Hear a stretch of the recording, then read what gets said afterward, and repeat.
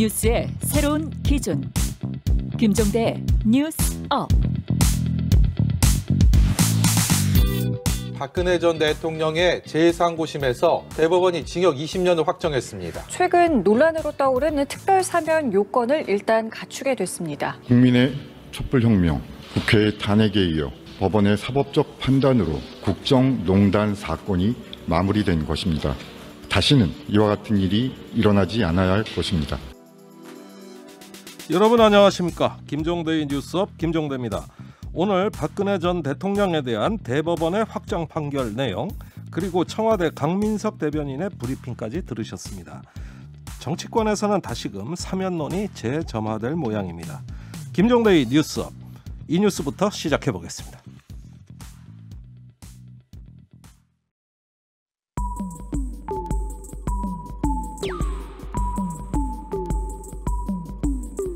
나쁜 일은 일어나기 마련, 좋은 일이 일어나려면 정신줄 번쩍, 병들지 않은 건강한 뉴스, 건강한 대화, 몸에 좋은 것 뉴스 생로 병사의 비밀.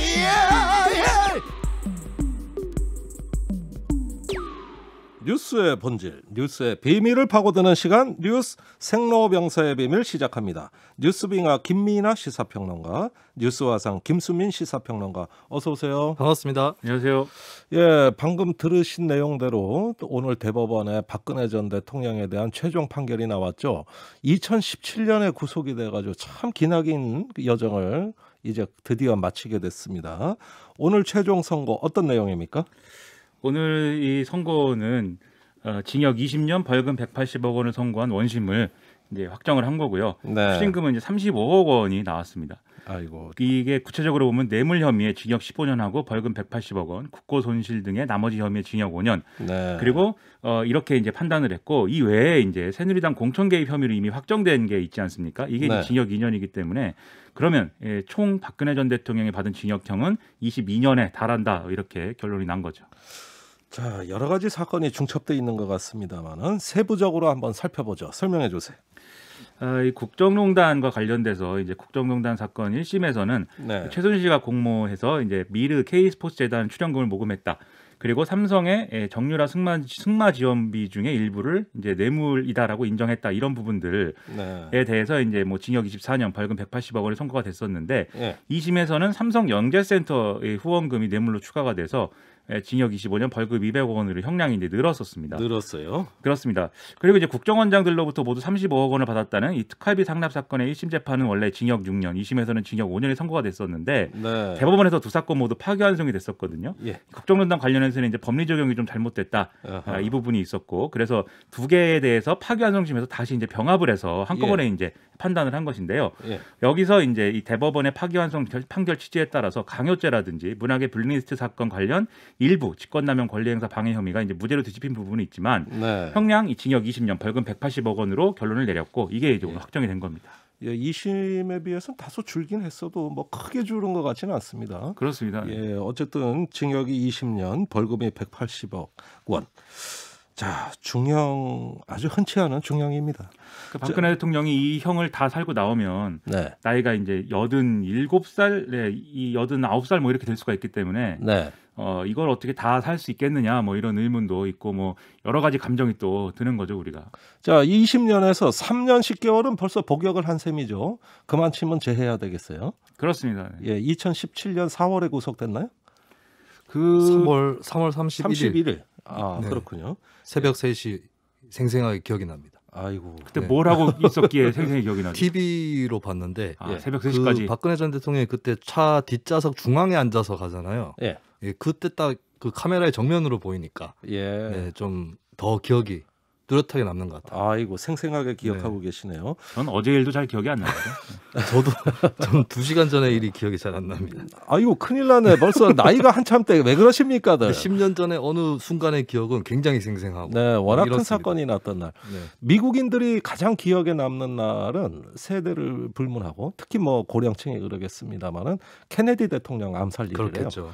거의 모든 미국 국민이 그날 나 뭐 하고 있었다. 이걸 다 안다는 거예요. 그걸만큼 이 사건도 충격적이었습니다. 문제는 이렇게 판결이 대법원 확정 판결이 나왔다면 이제 관심은 이재용 삼성그룹 부회장에 대한 재판이거든요.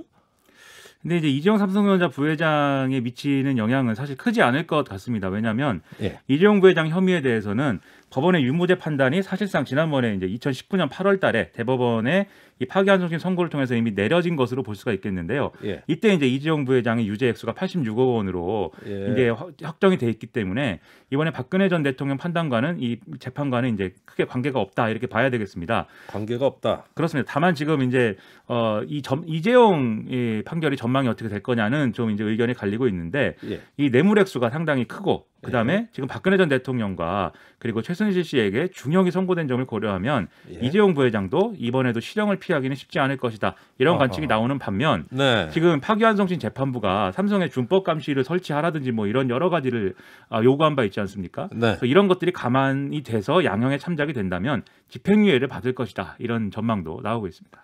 자, 이것도 뚜껑을 열어봐야 할 것 같네요. 지금 아주 조금 뭐 양쪽 의견을 다 소개해 주시니까 두고 봐야 알 수 있을 것 같습니다. 마음은 있습니다. 네, 마음에 이쪽으로 갈 것이다라는 생각은 있지만 굳이 뭐 그렇죠 알아맞추지 못하면 좀 창피하니까 예. 네, 그래서 두 개를 다 얘기하는 거죠. 아니 그래도 시사평론가로 크게 성장하시려면 가끔은 배팅을 하시는 것도 네, 네. 그럼 전 집행유예 나온다고 봅니다. 네, 집행유예 안 해줄 거면 판사가 이거를 왜 요구했겠습니까? 준법 감시를 설치해라, 이걸 똑바로 해라, 왜 호통을 쳤겠습니까? 네, 알겠습니다. 특검에서도 분명히 이렇게 말씀하셨습니다. 나중에 한번 지켜보기로 하죠. 우리 화살은 네. 어떨 것 같아요? 저는 거꾸로 걸어보겠습니다. 재미를 위해서. 예, 집행유예가 아니라 실형이 나온다. 실형이다. 네. 어, 일부러 거꾸로 제가 김민하 평론가를 이길 수 있는 방법을 집에서 곰곰이 생각을 해봤는데 예. 반대로 가보자. 일부러 예. 반대로 가면 뭐라도 나오지 않을까. 아, 그럼 저는 대립각을 실형 세워봤자 선고돼서 할지. 감옥 간다로 바꾸겠습니다. 의견.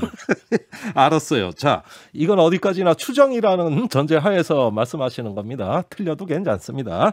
자, 사면 이야기 아무래도 또 불거질 수밖에 없죠?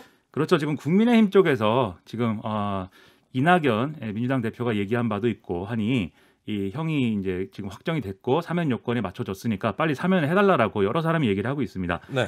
유승민 전 의원 같은 경우도 사실은 탄핵 과정에서 박근혜 전 대통령하고 상당히 좀 부딪히는 이런 관계였지만 그럼에도 불구하고 이제 조건 없이 사면을 해라 이렇게 지금 뭐 요구를 하고 나선 상황인데요. 아니 난 그 의도가 궁금해요. 한때는 그 두 분 아주 불편한 사이였잖아요. 그렇습니다. 배신자라고 서로 그러면서. 예? 그렇죠. 네. 이제 뭐 좀 뭐랄까요. 여기도 이제 결자 해지해야 되는 마당인 그런 점도 있고 또 앞으로 대선까지 가는 과정에서 예. 박근혜 전 대통령 지지자들의 어떤 뭐 마음의 응어리를 좀 풀어줘야 되는 그런 부분도 있지 않겠습니까? 유승민 네. 전 의원 입장에서는. 유승민 전 의원은 지금 정치적인 최대 약점으로 자기가 인식하기에 예. 배신자 프레임이 가장 약점이다라고 보는 것 같아요. 네. 실제로 뭐 이거 여론조사로 해본 적은 없지만 대구 지역이라든지 본인의 정치적 기반에 해당하는 지역에서도 배신자 프레임 이런 것들이 좀 퍼져 있었던 건 사실이거든요. 예. 그렇다면 본인이 당 지지 기반 안에서 인정을 받는 것이 차기 대선으로 가는데 일관문이기 때문에 예. 그 부분을 털고 가겠다라고 하는 건데 묘하게 대비되는 건 이낙연 대표 같은 경우는 지지층 바깥에 있는 쪽에게 어느 정도 호소를 하면서 사면 카드를 꺼냈던 거잖아요. 예. 어느 정도 여유가 있으니까 그런 행보를 할 수 있었던 건데 예. 유승민 전 의원 같은 경우는 아직도 지지층 내부를 설득하고 그 내부에서의 자기 이미지를 개선해야 되는 예. 그 숙제를 하는 그런 단계에 있다라고 좀 대비돼서 볼 수 있을 것 같습니다. 글쎄요, 유승민 그 의원 같은 경우 저기 잠재적 대권 주자 아닙니까? 이제는 지역 정치가 아니라 큰 정치를 생각하실 분인데 또 그렇게 지역의 문제에 또 붙잡혀 있는 건가 하는 어떤 의문도 좀 들기는 합니다. 네, 정치의 세계는 냉혹합니다. 예. 이 모든 사면론 이런 것들을 지금 띄운 이낙연 대표도 지금 한마디 했는데 예. 지난번에 이제 당에서 정리한 입장 있지 않습니까? 예. 당사자들의 반성이 좀 전제가 돼야 되고 그걸 토대로 국민적인 어떤 동의가 돼야 사실 사면이 가능하다는 취지로 이제 얘기를 했는데 예. 그런 취지 그대로 이낙연 대표가 얘기를 했습니다. 반성을 먼저 할 필요가 있다. 예. 그렇기 때문에 기존에 이제 좀 강하게 사면론을 던진 것에서는 일정 부분 후퇴하는 이런 모습을 보였다고 보겠고요. 후퇴했군요. 그렇습니다. 가장 중요한 건 청와대의 입장일 텐데 예. 오늘은 일단 이렇게 입장을 냈습니다. 앞서 들으셨지만 예. 뭐 전직 대통령이 이렇게 불행한 사건을 겪게 된 것은 다시는 있어서는 안 되는 일이다라는 거 하고 그다음에 언론에 청와대 핵심 관계자가 말한 내용들이 있거든요. 예. 지금 대법원 선고가 나오자마자 사면에 대해서 얘기하는 것은 적절치 않다. 예. 대통령으로부터 별도 언급 없었다. 이렇게 얘기하고 있습니다. 그래서 문재인 대통령 신년 기자회견이 조만간 있을 것 같은데 여기서 기자들이 물어보면 아마 대통령 입장을 얘기할 것이기 때문에 결국은 이제 대통령의 최종적인 결심이 상황을 좌우할 것이다. 이런 판단입니다. 예, 그래서 사실은 이낙연 대표보다는 이 문제는 대통령이 직접 말하는 것이 더 적절했다는 상당한 지적들도 나오고 있습니다. 자, 두 번째 뉴스 화산이 준비하셨는데요. 일단 준비된 내용부터 듣고 시작하겠습니다. 셀트리온의 항체 치료제 CTP59 레키노라는 회사 측에서 어제 발표한 이상 임상시험 결과에 따르면 중한 부작용은 발생하지 않았고 증상 발상 초기 폐렴이 동반된 50세 이상의 경증 환자에 투여한 경우 중증 진행을 낮추는 결과를 보였습니다만 이러한 결과에 대해서는 식약처 심사 그리고 논문 심사 과정에서 전문가의 검증을 받는 것이 필요하며 대규모 3상 임상시험을 통해 통계적으로 추가적으로 검증하는 것이 필요합니다. 네. 이 이야기는 오늘 장희창 국립감염병연구소장의 정례 브리핑인데요.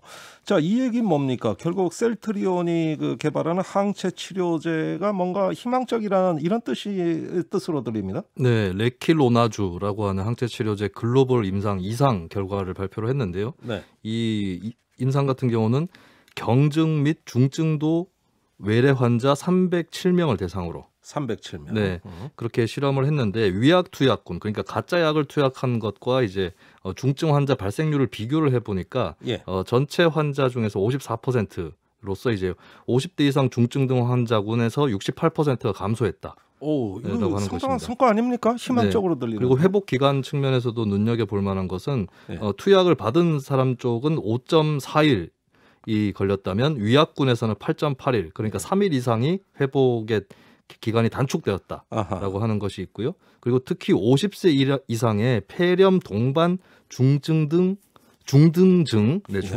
환자군의 회복 기간은 5, 6일 정도 단축이 됐다라고 하는 겁니다. 또 발표된 것처럼 부작용도 나타나지 않았다라고 해서 식약처에 조건부 허가를 신청을 할 계획이고 이르면 다음 주 중에 절차가 마무리가 되고 국내 10만 명분의 치료제 공급을 시작할 계획입니다. 그리고 이게 이제 고위험 환자한테는 아직 임상을 하지 않았기 때문에 정부는 조건부 허가 승인 이전에도 이런 고연령, 고위험 환자군에게 우선 투여를 해서 어느 정도 이 효력을 검증을 해볼 계획입니다. 그러니까 이게 당장 이 효과가 어느 정도 난다는 점에서는 긍정적이다라는 평가가 분명히 있는데요. 다만 이게 또 우리가 기대를 여러 가지로 모았지 않습니까? 여러 가지 뭐 정부나 청와대가 국산 치료제 가능성 이런 것들을 언급하고 하면서 근데 그러한 기대에 또 미치는 그런 결과는 또 아닌 것 같다 이런 적도 있어서 그렇습니다. 분명히 이제 효과는 있는 건데 이른바 게임 체인저의 역할까지 할 수 있는 거냐 여기에 대해서는 좀 의견들이 지금 전문가들은 엇갈리고 있는 상황입니다. 그래서 일단 확진이 돼가지고 생활치료센터나 이런 어떤 특수 병동에서 보통 얼마나 입원을 하고 치료를 하는지 모르겠어요. 여기서 약 5.4일 이렇게 치료 기간이 회복 기간이 단축이 된다면은 적어도 어떤 치료 기간의 상당 부분은 단축하는 거 아니냐. 효과가 분명히 있는 겁니다. 효과는 있기는 있다. 뭐 상당히 있는 겁니다. 아, 그래요? 알겠습니다. 근데 우리가 이제 행복해질 정도는 아니다. 당장 행복해지지는 않는다. 좀 애매하네. 뭔가 좀 분명한 얘기를 듣고 싶은데. 자, 셀트리온 말고도 치료제 개발하는 곳이 많습니다. 현재 국내 치료제 개발 상황 소개해 주세요. 네, 셀트리온 같은 경우는 항체 치료제거든요. 혈액이 아니라 중화항체 자체로 만드는 것이고 중화항체가 들어있는 혈액 성분을 이용하는 혈장 치료제가 또 있습니다. 이 분야가 바로 GC 녹십자가 개발하고 있는 혈장 치료제가 있는데 임상 2상 시험 종료 결과를 도출하고 있는 중이고요. 실험은 다 끝났다는 얘기죠. 그리고 이제 1분기 내에 식약처에 조건부 허가를 신청을 할 계획입니다. 그리고 또 눈에 띄는 몇 군데를 보면 대웅제약 같은 경우는 이번에 이 셀트리온 같은 경우는 중증보다는 그 이전 단계의 환자들에게 실험을 한 거잖아요. 근데 대웅제약 같은 경우는 중증까지 포함해서 광범위한 처방을 목표로 한 그런 치료제를 개발을 하고 있고 임상 2회 이상 최종 분석을 마치는 대로 조건부 허가를 신청할 계획입니다.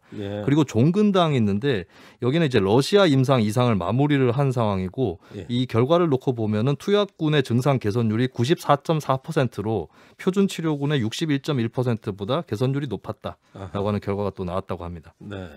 그러니까 큰 산을 정복하는데 올라가는 길이 여러 개인 것 같아요. 네. 근데 어느 길이 더 빠르고 효율적인 길이냐? 일단 다 같이 올라가 보는 거예요. 예, 그러지만은 한번 올라가 봐야 이게 다 증명이 되는 거거든요. 보니까 대여섯 군데 길이 발견된 것 같습니다. 네, 백신 개발하고 비슷한 거죠. 네. 예, 그렇군요. 자, 치료제 개발은 백신 개발처럼 반가운 소식인 거 틀림없죠. 하지만 그 한계나 위험에 대해서도 검증이 필요할 것 같습니다. 어떤 검증이 예상됩니까? 네, 셀트리온은 오늘 주식시장에서도 관심을 모았는데요. 전일 대비 7.60% 하락을 한 채로 마감을 했습니다. 이게 역설적이네. 예, 이게 그런 얘기가 있잖아요. 주식을 소문에 사고 뉴스에 판다. 예. 그러니까 개발에 성공했다는 뉴스가 나오니까 판 것이죠. 네. 그래서 이것만 자체를 놓고 셀트리온이 사실은 뭐 그렇게 희망이 없다 이렇게 볼 수는 없을 것 같은데 예. 이 주식 시장에서도 이 셀트리온의 효력에 대해서 또 분석이 엇갈리고 있습니다. 그래요. 한쪽에서는 실적 개선 효과로 이어지기는 어렵다. 이런 예. 조금 비관적인 전망이 있는가 하면 다른 쪽에서는 올해 매출 최대 2조 원까지도 내다볼 수 있다. 예. 이런 낙관적 전망이 또 나오고 있는 상황인데 예. 일단은 뭐 이런 주식 문제를 떠나서 치료제 자체의 효과를 좀 보자면 이 혈장 치료제와 항체 치료제 두 가지 종류가 있다고 말씀을 드렸는데 혈장 치료제는 단점이 성공 가능성은 큰데 환자의 혈액 공여에 의존을 해야 됩니다. 예. 그렇기 때문에 대량 생산이 어렵다. 라고 할 수 있고 그렇다면 셀트리온 같은 항체 치료제는 그 반대의 이점이 있는데 예. 문제는 돌연 변이를 일으킬 경우에 예. 스파이크 단백질이라고 하는 그 표적이 있는데 그것을 인식하지 못할 수 예. 있다라고는 그런 단점이 있어요. 변이에 약하다라고 하는 거죠. 그래서 미국 같은 경우도 리제네론이라는 항체 치료제가 있는데 실제 병원에서는 20% 정도만 처방이 되고 있다고 합니다. 예, 그런 그렇군요. 부분을 좀 유념을 할 필요가 있고 예. 셀트리온 임상 결과에 대해서도 연구 방법에 관한 내용이 아직 확실하지 않다. 이런 부분을 좀 학계에서 지적하는 그런 여론 또 한편으로는 또 있는 것이고 예. 아까 말씀드렸지만 경증이나 중등증 정도의 환자만 상대로 임상을 진행했기 때문에 사망률 효과가 어느 정도냐 이것은 아직까지 알 수 없다. 예. 라고 하는 건데 우리가 몇몇 사례도 봤지만 갑자기 증세가 악화돼서 예. 숨진 확진자도 있지 않았습니까? 예. 그런 경우에는 좀 대비하기 어려울 수 있다. 근데 거꾸로 이점이라면 기저질환이 이미 있는 분한테는 일단은 악화되기 전에 경증인 단계에서 투약을 해볼 수 있는 예. 그런 또 이점은 또 있는 것이겠죠. 그런데 여러 가지를 종합해서 놓고 봤을 때는 아까 빙하께서 지적을 하셨듯이 게임 체인저라고 예. 섣불리 상찬하는 건 좀 곤란하겠다. 이렇게 아니, 보여집니다. 우리가 무기도 꼭 뭐 게임 체인저 전략 자산만 갖고 있어야 됩니까? 소총도 필요하고 박격포도 역시 또 필요한 무기로 거잖아요. 가는군요. 전쟁과 네, 평화광. 네. 네, 병을 고쳐야 되는데 아니, 무기가 게- 나옵니다. 이 네. 게임 체인저가 여러분들 세상 만사 이거 무기가 아닌 것은 무엇입니까? 예, 이 게임 체인저가 군사 용어로 많이 쓰여요. 실제로 아, 네, 거의 그렇군요. 그쪽에서 쓰이는 용어거든요. 그래서 게임 체인저가 아니라도 필요한 건 필요한 거다. 아, 그렇죠. 예, 이렇게 조금 균형 있게 보면 어떨까 싶어요. 네. 자, 백신의 효과와 치료제의 효과를 비교한다면은 이 부분도 조금 다를 것 같아요. 그렇습니다. 일단 백신이 치료제보다 먼저 개발이 되고 있는 게 현실이고요. 예. 그리고 면역이라고 했을 때 면역을 어떻게 만드느냐. 백신은 능동 면역이고 예. 치료제는 수동 면역이다라고 요약을 할 수 있습니다. 예. 그리고 이 과정에서 부작용도 우려가 될 수 있거든요. 예. 항체하고 바이러스가 결합을 하는데 이런 과정에서 바이러스가 폐조직으로 빨려 들어가는 그런 그런 일이 ADE, 있어요. 예. 항체 의존 면역 증강이라는 부작용을 또 한편에서 많이 우려를 하고 있는 그런 것이고 예. 무엇보다도 치료제는 걸리지 않은 사람에게 놓을 수는 없지 않겠습니까? 예. 그렇다면은 결국에 집단 면역은 백신을 통해서 형성을 하는 것이고, 예. 근데 그 집단 면역 형성이라는 것이 단기간에 빨리 쉽게 되는 건 아니기 때문에 게임 체인지 자체가 어렵다라는 예. 걸 우리가 좀 깨달을 필요가 있겠습니다. 그리고 셀트리온에서 이 사회 현상적으로 좀 우려될 만한 것들, 제가 인터넷 댓글이라든지 이런 것들 좀 유심히 보면은 국내에서 백신 개발보다 치료제 개발이 더 빨리 되고 있잖아요. 그런 이유로 좀 치료제 쪽에 더 무게를 두거나 심지어 이제 이 어떤 국가적 민족적인 성과다 이런 쪽으로 생각을 하다 보니까 너무 쉽게 믿거나 백신에 비해서도 너무 신뢰하는 이런 현상이 좀 우려가 되는 측면이 있어요. 예전에 아이고. 황우석 사태도 우리가 내가 겪어봤지만 그 얘기 하고 싶었어요. 네. 그때 민족적 성과라는 영화가 나왔거든요, 실제로. 그 심지어 황우석 박사도 줄기세포가 없다라는 예. 것이 폭로된 다음에 예. 원천 기술은 국민 여러분의 것이다 예. 라고 하는 정치인 같은 발언을 했었습니다. 저도 그때 많이 놀랐습니다. 그래서 예. 어떤 이 치료제 개발 과정에서의 정치적 이런 수사에 대해서도 좀 유의할 필요가 있다. 정말 과학적으로 엄밀하게 접근하는 것이 중요하다는 것을 지적을 하고 싶습니다. 저는요, 솔직히 오늘 화산 설명 알아듣기가 너무 힘들어요. 네, 이과하세요? 뭐 하나도 모르겠습니다. 무슨 돌연변이가 나오고 네. 뭐 항체 의존 면역 증강 그런 거 스킵하시면 됩니다. 예. 그래서 일단 이런 게 있다고 설명을 드린 거예요. 네네. 예, 저는 못 알아들었는데 네. 대충 그렇다. 예, 이러면서 우리가 조금 더 공부를 해서 이 부분은 문과시죠? 다음번에, 네, 김종대 전 의원님. 저도 전형적인 문돌이입니다. 그래요? 예. 문과 3명이서 지금. 자, 문과라고 해서 우리 기죽지 말고요. 자, 우리가 한번 앞으로 이 바이러스가 치료제와 백신이 나오고 나서 어떤 운명에 처할 것이냐. 그 모더나 최고 경영자 스테판의 반셀이 한 발언이 화제네요. 우리는 이 바이러스와 영원히 함께 살 것이다. 어떤 뜻일까요? 네, 사이언스에도 비슷한 논문이 실렸는데요. 에머리대 연구팀이 연구를 한 결과인데 올해 기간이 지나면 5살 아래 어린이들 사이에서 콧물 무증상 뭐 이런 식으로 가는 감기와 비슷한 질병이 된다. 예. 풍토병이 된다라고 하는 연구가 되는 것인데 예. 근데 이것도 집단 면역 형성 이후에 한참 시간이 지나서의 일인 것이고 예. 그리고 풍토병이 되고 감기 수준이 된다 할지라도 사스, 신종플루, 메르스 이렇게 몰려왔던 것처럼 나중에 또 다른 질병에 몰려올 수 있다. 이걸 우리가 대비를 해야 될 것 같습니다. 결국에 게임 체인저 얘기를 하고 있지만 백신, 치료제 다 중요하지만 앞으로의 그런 시나리오들까지 다 감안했을 때 우리가 이런 질병으로부터 자유롭고 또 대비가 안전하게 되어 있는 그런 것들이 중요한데 그것은 결국에 문화라든지 제도, 인프라 그리고 생산이나 성장 못지않은 분배 이런 것들이 될 것이다. 풍토를 바꿔야 된다. 야, 풍토를 바꾸게 만드는 풍토병이네요. 그렇습니다. 결국은 스테판의 이 CEO가 말한 것은 이 바이러스가 워낙 변이가 잘 되는 변화무쌍하기 때문에 그거를 지켜보면서 결국은 종식은 불가능하구나. 이렇게 탄식한 거 아닌가 하는 생각도 들어요. 네, 데리고 살아야 된다라는 건데 근데 그런 과정에서 또 한편으로 지혜가 나오고 적정한 긴장 속에서 인류가 또 다른 시스템으로 가는 그런 길이 열릴 수도 있다. 다들 현명하게 결혼 생활 유지하고 있잖아요. 뭐 그런 얘기입니다, 이게. 아니 왜 결혼도 나갔니? 너무 비관적인가요? 죄송합니다. 아니 뭐 실제 그렇게 생각하시는 분들도 있겠죠. 자, 잠시 후 이야기 이어나가겠습니다.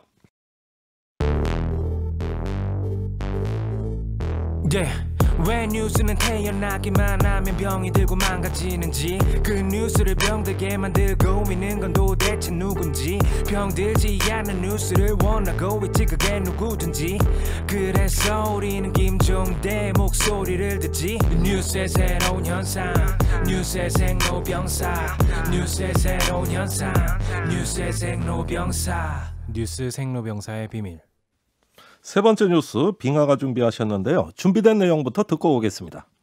김학의 전 법무부 차관 긴급 금지 당시에 중대한 위법이 수차례 반복되었다는 공익 제보가 있어서 12월 7일 대검에 이첩한 바가 있습니다마는 드디어 그 내용들이 하나하나 밝혀지고 있습니다. 특검을 도입해서라도 법무부 장관 박상기 장관을 비롯한 중앙지검장 이성윤 여러 사람들의 불법을 특검이 낱낱이 밝혀내야 할 것입니다.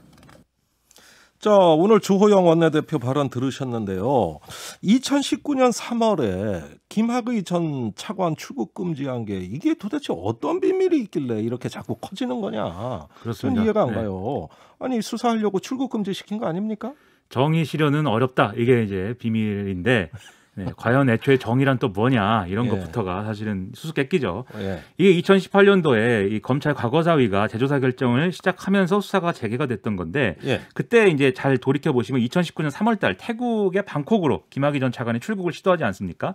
근데 이때 대검 검찰 과거사 진상조사단이 긴급하게 출국 금지 조치를 해서 출국을 제지해서 이제 수사를 할 수 있게 됐던 건데 이 과정에서 이 전에 이제 김학의 전 차관이 무혐의 처분으로 종결될 때 그때 이제 사건 번호를 이제 등록을 했다든지 그걸 근거로 출국 금지 요구를 했다 이런 내용하고 그 다음에 당시에 존재하지 않았던 내사 사건 번호를 근거로 해서 또 출국 금지 관련 서류를 작성했다 이런 의혹들이 이제 제기가 된 상황입니다. 그래서 들으신 대로 국민의힘 쪽에서 이거 이제 좀 고발한 상태고 최근에 또 이 공익 신고자가 이 공익 신고를 또 해가지고 이게 국민권익위에 접수가 됐고 권익위가 이 신고서를 최근에 대검으로 이첩을 하면서 이 내용이 다 보도가 되는 바람에 상당히 지금 뭐 논란이 크게 되고 있습니다. 그러니까 김학의 전 차관 사건의 본질하고는 또 다른 맥락에서 지금 별건의 사건이 발생한 것 같아요. 그 과정에 뭔가 문제가 있다라는 거죠. 그러니까 이 문제는 김학의 씨가 잘 됐다 못 됐다 이걸 따지는 문제는 또 아니다. 그 문제가 아닌 것 같아요. 그렇습니다. 절차적인 정의에 대한 문제가 되겠죠. 그렇군요. 자, 이 사건을 대검이 재배당했다는데 무슨 이유입니까? 원래 지난달 이 사건은 수원지검 안양지청에 배당을 했습니다. 여기가 이제 정부 청사가 있는 과천 관할이라고 그래서.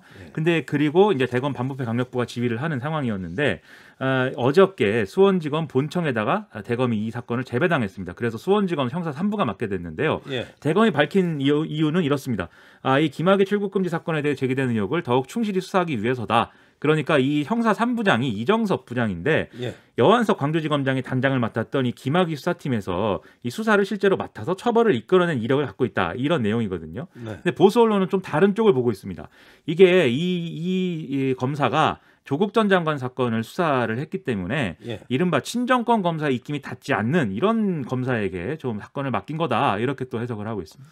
결국 이 사건이 굉장히 어떤 정치적 사건으로 비화가 된다는 얘기인데 아까 주호영 원내대표 뭐 특검까지 얘기하고 있어요. 아니 이 와중에 친정권 인사들까지 거명이 되고 이게 도대체 어디까지 확산이 될 걸로 봅니까?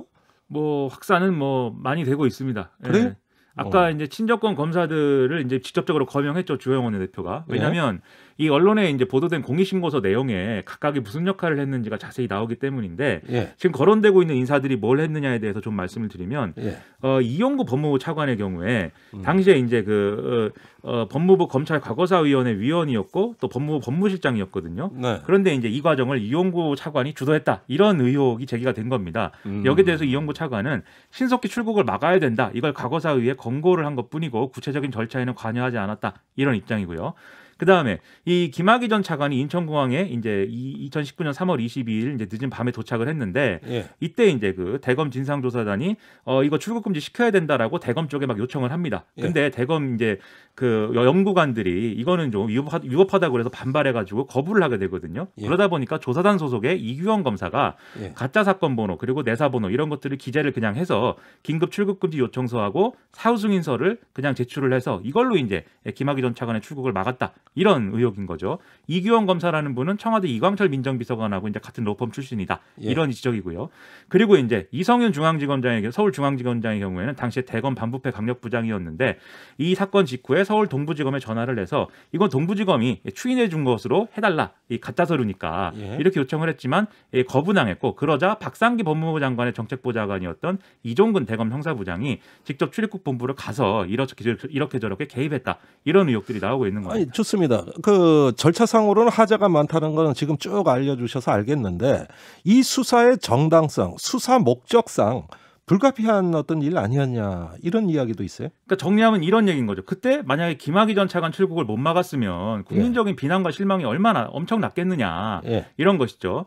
하지만 그것과 별개로 이 법을 위반한 것이 있다면 사실은 또 거기에 대해서는 법적인 책임을 물어야 되는 거 아니겠습니까? 그래서 사실은 별개의 문제라는 겁니다. 그리고 이 법을 위반하면서까지 김학의 전 차관을 출국금지 시켜야만 했던 어떤 불가피성 그것에 대한 판단은 또 정치적인 영역이거든요. 그러면 거기에 대해서는 또 국민에게 좀 판단해 달라라는 이런 과정이 필요하다는 거죠. 그래서 정부가 이 과정을 좀 투명하게 밝히고 책임질 것은 책임지고 설득한 것은 설득을 해야 되는데 사실 지금까지 이런 비슷한 사건이 일어나면 다 개혁에 대한 정의다 이렇게 해왔기 때문에 이번엔 좀 달라야겠다라는 생각을 좀 하고 있습니다. 예, 알겠습니다. 자, 감사원이 탈원정 정책에 대한 감사에 또 감사원이 나섰다. 이 부분은 좀 짧게 설명해 주십시오. 지난 11일부터 이제 감사를 착수하고 있다고 하는데 이것은 탈원전 정책 자체가 타당한지 여부와는 별개이고요. 애초에 전 정권에서 수립된 2차 에너지 기본계획을 바꾸지 않은 상태에서 8차 전력수급 기본계획을 통해서 탈원전 정책의 일부를 이제 추진을 한 것인데 이게 순서가 바뀌었다. 이게 적법한지를 들여다보겠다. 이게 감사원의 태도여서 앞으로 또 이게 논란이 좀 될 것 같습니다. 아유, 탈원전 이 문제 또 나오네요. 그러니까 이것도 마찬가지입니다. 절차에 대한 얘기죠. 에너지 기본계획을 바꾸지 않은 상태에서 하위 정책이라고 할 수 있는 전력수급 기본계획을 세운 것은 순서가 바뀌었다는 얘기입니다. 잠시 후 돌아오겠습니다.